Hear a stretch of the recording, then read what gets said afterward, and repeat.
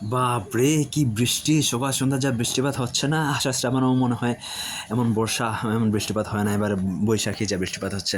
তো বন্ধুরা, আশা করছি এই বৃষ্টি বাদলের দিনে তোমরা সবাই ভালো আছো। আর আমিও ভালো আছি। বৃষ্টি বাদলে ভিজতে, ভিজতে মিলে আসলাম। আসলে কয়েকদিন থেকে অটোতে যেতে আসতে রাস্তার পাশে একটা ফুলের গাছ দেখেছিলাম।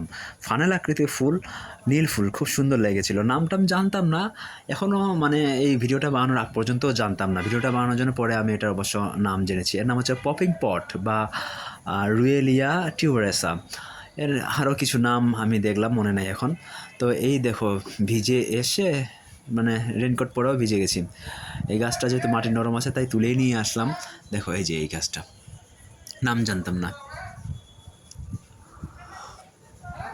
আমি আবার ভালো লাগলে যা কিছু ভালো লাগে, যেখানে পথে ঘাটে যাই পড়ে থাক, জঙ্গলে হোক, বনজ হোক, সব কিছু তুলে এনে রাখার চেষ্টা করি। আমার খুব ভালো লাগে গাছপালা। তো যাই হোক, এটা যে তুলে নিয়ে আসলাম, এটার নাম হচ্ছে রুয়েলিয়া টিউবারোসা। আর এই যে উইকিপিডিয়ায় এগুলি তথ্যগুলো আমি পেয়েছি, এটি ঔষধি গাছও বটে। তো যাই হোক, এই বৃষ্টি বাদলের দিনও আমি এই গাছটি এখন লাগাবো। যেহেতু প্রচুর বৃষ্টি হচ্ছে, মিলে একটা ছাতা পেলাম, ছাতাটা মাথায় দিয়েই গাছটা আমি লাগিয়ে দেবো পটে।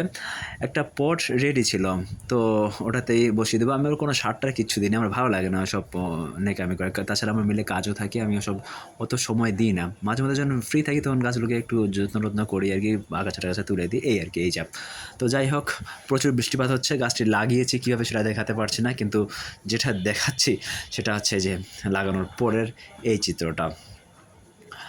আর যেহেতু বৃষ্টি হয়েছে, গাছটি তাজাই আছে, মনে হচ্ছে হয়ে যাবে।